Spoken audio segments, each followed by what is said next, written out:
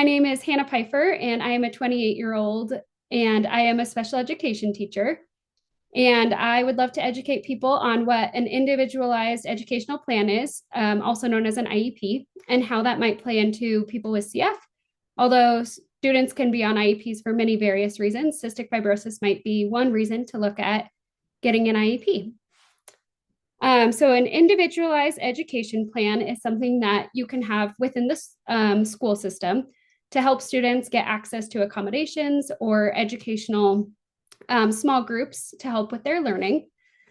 And just because you have CF does not necessarily mean that you qualify for an IEP, but there could be, if there's a learning component or academic component to the student's needs, that would be a bigger reason to qualify for an IEP. So a medical diagnosis alone does not guarantee that a student would qualify for an IEP. According to special education law, they would have to have some sort of academic impact from that diagnosis.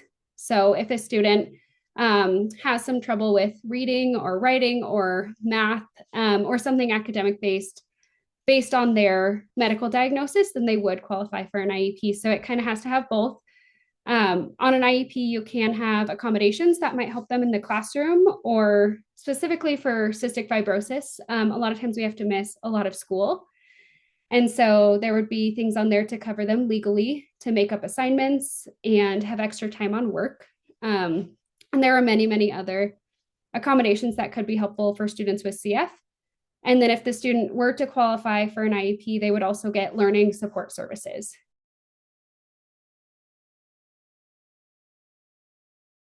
If a parent is curious if their student might qualify for an IEP, you can always reach out to their teacher. And if a parent requests testing for an IEP, we always have to listen to parents and go through with the testing. So your child would be tested for anything that the school thinks that is impacted for that student. So they could do the academic testing to see if there are any gaps.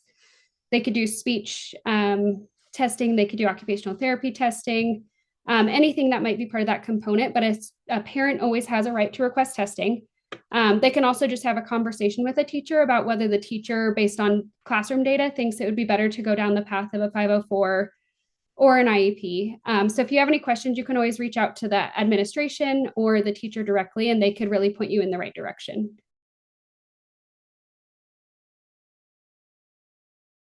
In order to start the process for an IEP, you can definitely request that at any time in the school year. The testing takes about 60 days, so we always just keep that in mind. March is about the latest we accept those new evaluations, and if not, they could always do it right away in August. And as a parent, you always have the right to request that, but just knowing that the school needs those 60 days to do a very thorough and reasonable evaluation to really see if they would qualify or not. Another thing, that if the student does not have that learning disability component, they could always qualify for a 504, and that is the one that all you need is a medical diagnosis, and they would give you lots of accommodations that are fitting for cystic fibrosis. My name is Rachel Alder. I am 29 years old and coming from Salt Lake City, Utah. I also am living with cystic fibrosis. Growing up, I had both the 504 and the IEP plans, and I'm hoping to be able to contribute a little bit to the knowledge that we can gain from accessing those tools in our education system. They were very helpful to me and have continued to help me through my college experience, which I'm still continuing today. As far as what a 504 plan is, it is federally protected under the Civil Rights Act of the 504 section of the Rehabilitation Act. So every school in the United States is federally mandated to follow these plans.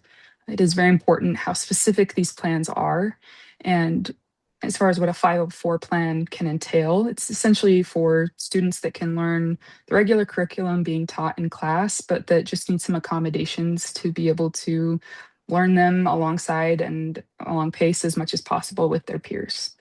And it is definitely important when it comes to cystic fibrosis, because CF, as we all know, can affect greatly the daily functioning that we have. This can include access to the bathroom without restriction, things like accessing medications, self-administration of medications, the nurse, reduced homework, extended time on tests or with certain projects or homework deadlines, and even extended time on when things come to exams if CF may play a role in interrupting such. So 504 plans are definitely a very important part of CF and education, and I hope that we're able to add a little bit more to that today.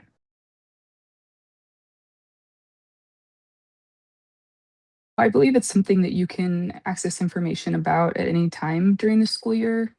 As far as specifically when plans can be implemented, I would probably need to defer to Hannah for that. I don't think there's a specific time it has to be implemented. But then once you have your first initial meeting for the 504, you will then set up a time to renew, typically annually.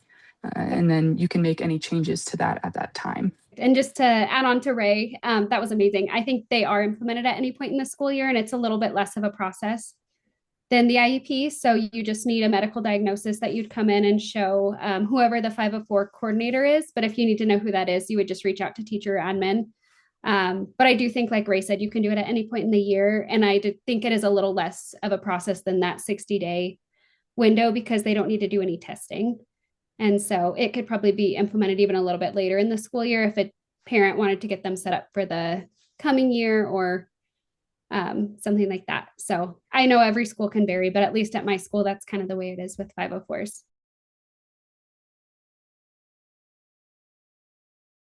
I believe as far as requesting the 504, the documentation needed would be generally just some kind of documentation of the diagnosis of cystic fibrosis itself. And then if you wanted to go a step further, as far as getting the type of accommodations that your child specifically may need, because they vary widely child to child and it's very individual.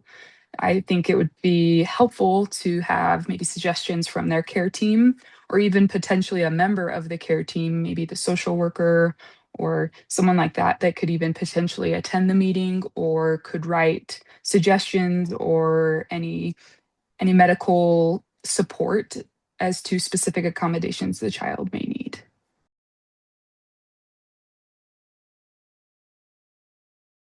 As far as some examples of accommodations for a 504 or an IEP that may stick out that might be helpful to you or to your child, some that were specifically helpful for me growing up were being able to have access to the restroom at all times, unrestricted, being able to have reduced homework, potentially, being able to have extended time on assignments or due dates for projects, also having extended time with exams, being able to leave class if need be to deal with diabetic issues, whether it was low blood sugar, high blood sugar, needing to eat food, access to food in class was something that I needed specifically in my accommodations as well, so that I could have access to things for low blood sugar, being able to take medications at school,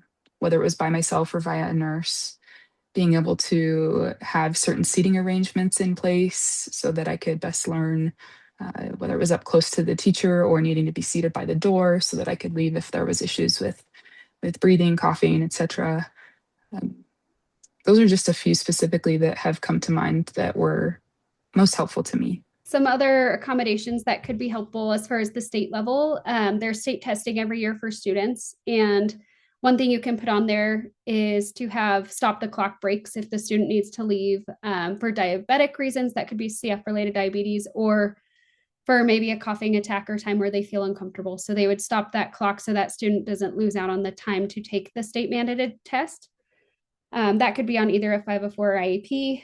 And same with the following class notes could be provided for when they have missed school. In college, I always had a note taker who would take notes for all of those on a 504, which was extremely helpful. You can also get modified PE for those in elementary school or middle school who have to do those PE requirements. And I know Ray covered a lot of the other ones, but there's multiple accommodations you could get from your social worker or from your CF team as well. That might be helpful to put on there for your student and just to make sure they're on the plan because then they're legally binding.